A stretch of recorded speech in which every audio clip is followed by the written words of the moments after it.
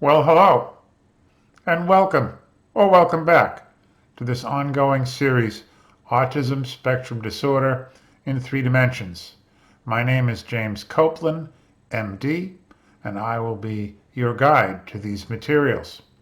If you've been watching this series in real time, then for you, this is the week after Thanksgiving. I hope you had a pleasant holiday with friends and family. And if you're watching this on a delayed basis, I don't know what season of the year it is.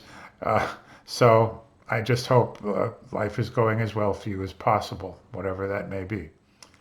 So if you've been following along, you'll remember that I began by giving some historical background by going over the work of people like Langdon Down from the 19th century, Hans Asperger, and Leo Connor from the 20th century, George Frankl, the missing link between Asperger and Connor, and then starting to outline the various features or symptoms. I know that's a medical word. I'm sorry if that has some negative connotations, but the features of autism spectrum disorder. And we spent several sessions talking about affect or social interaction and issues such as or including difficulty with theory of mind, which is the ability to infer somebody else's emotional and mental state, difficulty with central coherence, which is difficulty seeing the big picture. And I'm well aware that the DSM has blended social and language into one category, but I'm giving myself permission as a 71-year-old curmudgeon, and I think for some better reasons than that, which I hope will become evident as we go along. My position is that language really needs to be retained as a diagnostic arena or a diagnostic criterion instead of being lumped in with something else. It overlaps with, it travels with other things, but I think it really entitles its own place in the sun. And sorry if that sounds a little defensive or maybe archaic, take your pick. But what I'd like to do with this post is begin to open up a discussion about the language aspects of autism spectrum disorder. We're going to open up this discussion with a quote by somebody whom I greatly admire, Albert Einstein. Don't worry, we're not going to talk about physics, but he said, and he was referring to nuclear physics at the time, but it's equally applicable to spectrum disorder.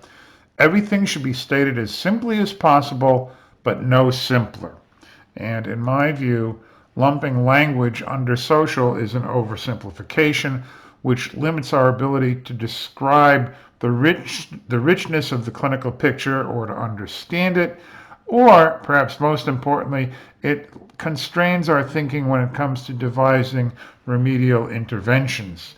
So I do think that language really is entitled to its own place at the table.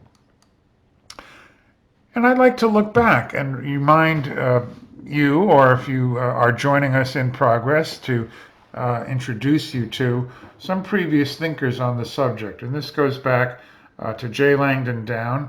This paper was presented by him in 1887, based upon his experience as a physician at the Royal Earlswood Asylum in the 1850s.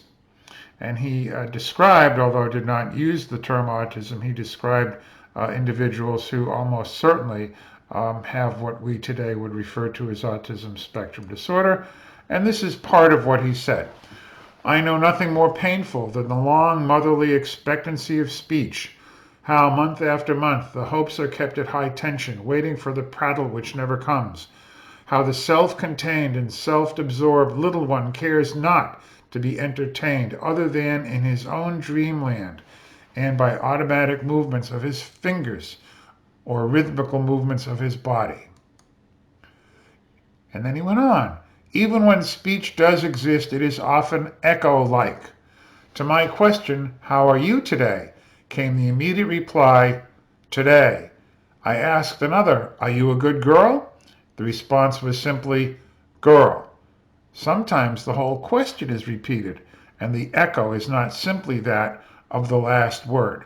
So this is from 1855, and he's clearly describing children who are in their own little self-contained, in their own little world, and who are either nonverbal or who are communicating or speaking in echolalic words or phrases.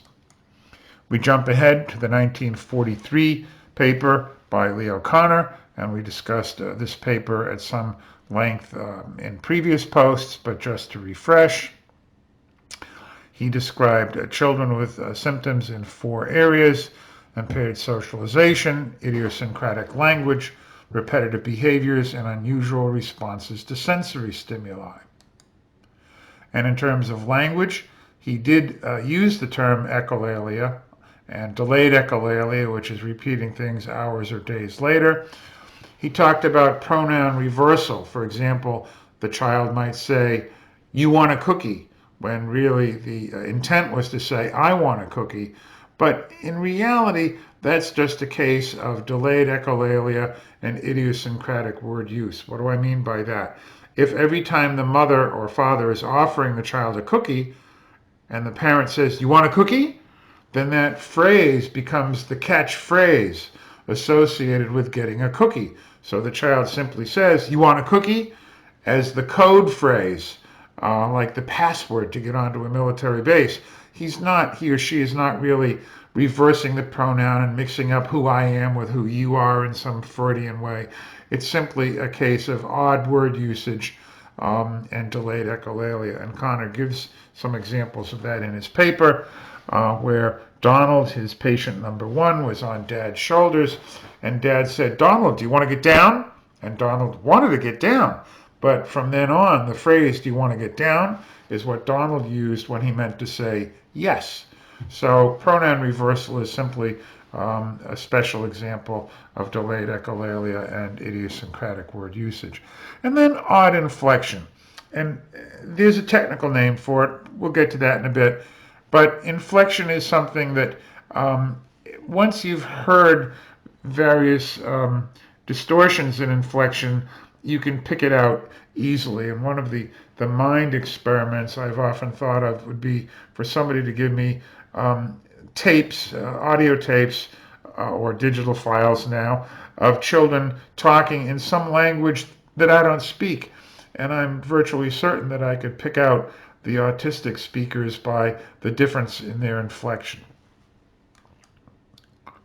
So here's Hans Asperger's paper from June 3rd, 1944, 3 days before D-Day, which is one reason why we didn't hear of it over here on this side of the pond for several decades. And then the translation by Uta Frith in 1991. And Asperger described 3 children, the first being Fritz, in whom he said, "Normal speech melody, the natural flow of speech, was missing. He had sing-song speech and talked like an adult. Occasionally he repeated the question or a single word from the question," which is that latter part might have come verbatim from Langdon down from 100 years earlier. As far as speech melody, the technical term for that is prosody, Prosody, and it's been described in various ways as stilted, robotic, sing-song. One of the other children he described was named Harrow. Often he did not respond to questions, but would let his talk run single-mindedly along its own tracks. And Harrow also had pedantic tendencies veering toward the obsessional. So difficulty with conversational turn-taking, just going on and on and on and talking at you, not with you. And then Ernst, who also talked incessantly with adult diction, in other words, hyperformal, pedantic inflection. Here's our table that you've seen on previous posts, and just to remind everybody that across the top it starts out by saying decreased atypicality, but it can really be decreasing atypicality or increasing age, because as we talked about when I reviewed the 3D model, the chunk of ice floating in the water. The ice melts over the passage of time. The chunk of ice is the degree of atypicality. The IQ is like the water temperature. The warmer the water, the faster the ice melts. That over time, symptoms improve even without intervention. Okay, so we talked about social skills. There's the progression there. Can't be engaged at all, engageable with difficulty, easily engaged but persistent problems with social reciprocity. Now, that does have its analog or its parallel down here in the domain of speech and language. The child who can't be engaged and has no imitative behavior typically has no functional communication, expressive or receptive, and has no obvious intent, no communicative intent. Perfectly content, as far as we can tell, not communicating.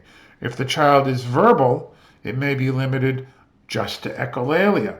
And in addition to being nonverbal or strictly echolalic, the child may act deaf. I can't tell you how many children have been referred first to the audiologist because they seem to be deaf because they're not responding to speech, and then the audiologist has to break the bad news, if you will, that the hearing is normal. That's not the problem, and maybe you better go and see Dr. Coplan. So that's not an uncommon sequence. Now, there's no reason a child couldn't be hearing impaired as well as autistic, so I always made sure that to get a hearing test on all my patients, just to make sure that I wasn't sitting on a kid with hearing loss in addition to spectrum disorder. But the child typically may hear the distant sound of an airplane or the crinkling of a candy wrapper, but respond not at all to human voice. And here's a phrase that is a direct quote from a mother who came to me, and she said, "My child talks, but he doesn't communicate." This was a child who had memorized the weather report and would go around the house all day chanting, "Partly cloudy with a chance of showers, sun up at 7:15 a.m., over and over again. So talking, but not communicating. And I could not envision a more succinct way of putting that than how that mom expressed it.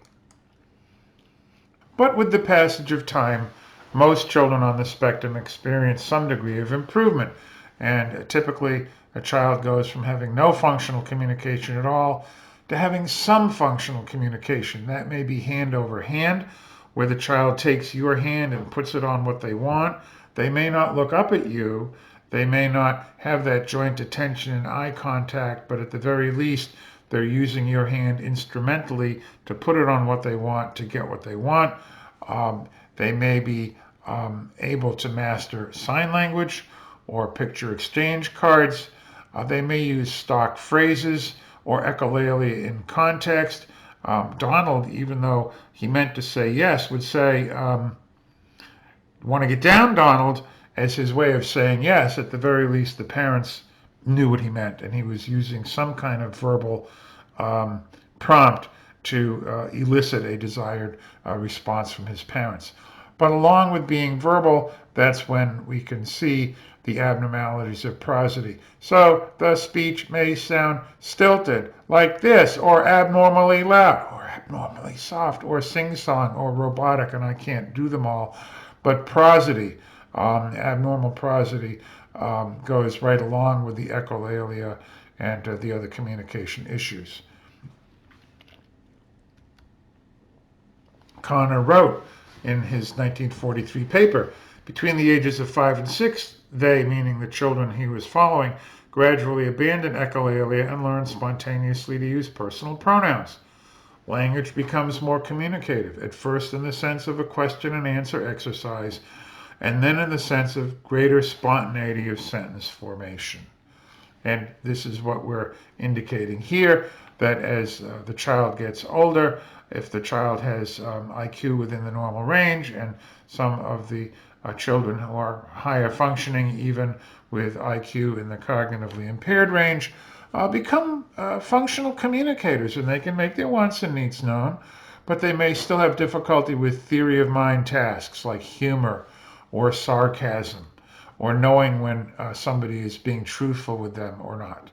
I may have related in a previous post a patient of mine that every time his sister began playing make-believe, my patient would run to his parents and go, "Mommy, Susie is lying again," because he couldn't understand. He was so literal that sometimes we deliberately distort the truth for recreational purposes, and he just couldn't get his head around that.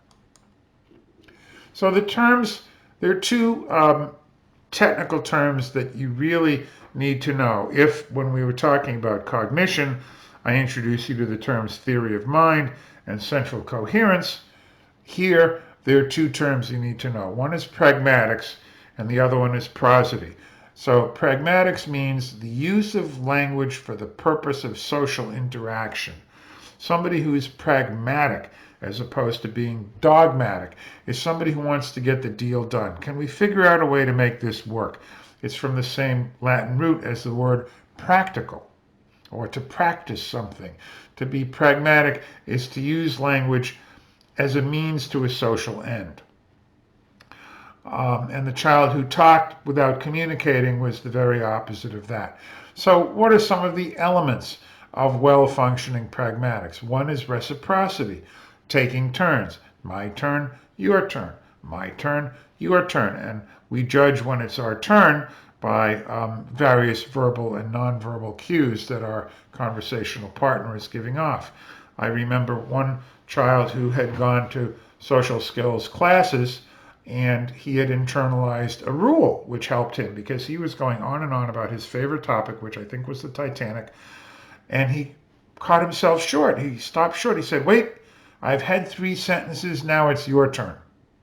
So he had no ready way of gauging by my facial expression, my eyebrows, which are very expressive, or if his conversational partner was giving him a ho-hum look or a bored look, but he knew that there was a convention to be followed, and although he couldn't do it intuitively, he at least had the rule down that after a certain number of sentences, you give the other person a turn. Framing. What is conversational framing?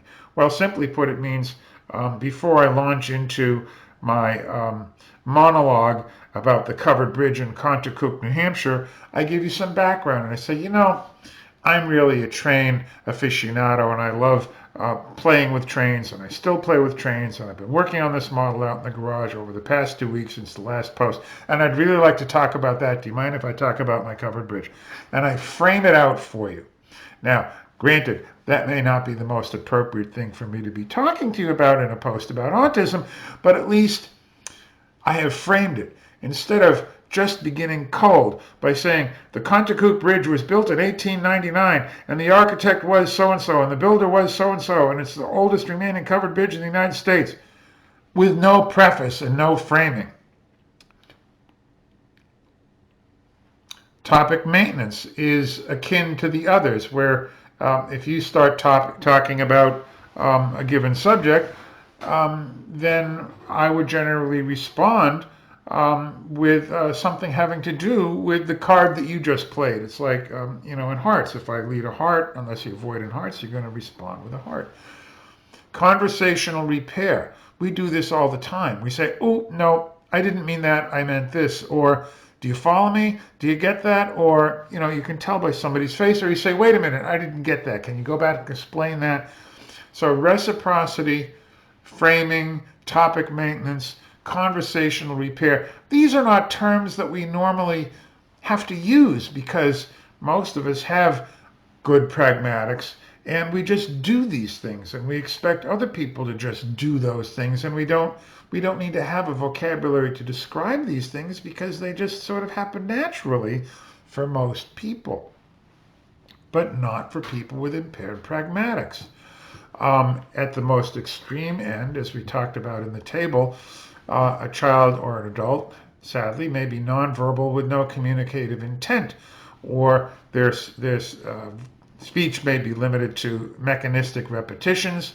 They may give off-topic responses. There's this incredible sensation that the person on the spectrum is talking at you rather than with you, because more often than not, they're debriefing themselves on their topic of interest, but not really taking turns with you. And this does intersect with what we talked about last time in terms of impaired theory of mind, sense of humor, the ability to appreciate verbal nuance. These are going to be struggles for someone on the spectrum because of their difficulty with theory of mind skills. Remember the story about Muff. Muff is a little yellow kitten. She drinks milk. She sleeps on a chair. She does not like to get wet. So I said to the child who had just read the story, how would Muff feel if you gave her a bath? And the child said, I don't know. We haven't got to that part of the story yet. So is that a theory of mind issue, or is that a language pragmatics issue, or a central coherence issue? It is what it is, and we apply different labels to it. But I would make the argument that part of it is a language problem. Part of it is difficulty with being able to use language with the same facility that other people can use language. And then the other technical term is prosody, which has to do with tone, pitch, and volume. And as I've said, it can be described as stilted, sing-song, robotic, pedantic, overly loud, overly soft. And once you've heard these various distortions of prosody, you can pick them out very easily. It's hard for me to describe them, but once you've heard them, there's no mistaking them. So I think we're going to wrap it up there for this post. Next week, I'll give you a few more examples of how language impairment can really present pitfalls for the child on the spectrum. And as always, if you want to read more, you can go to my website. I'm putting the link on the screen right here, www.drcoplan.com. You can also read about my book there, and there's more detail in the book if you care to go that way. And I look forward to seeing you next time. Thanks a lot for coming and dropping by.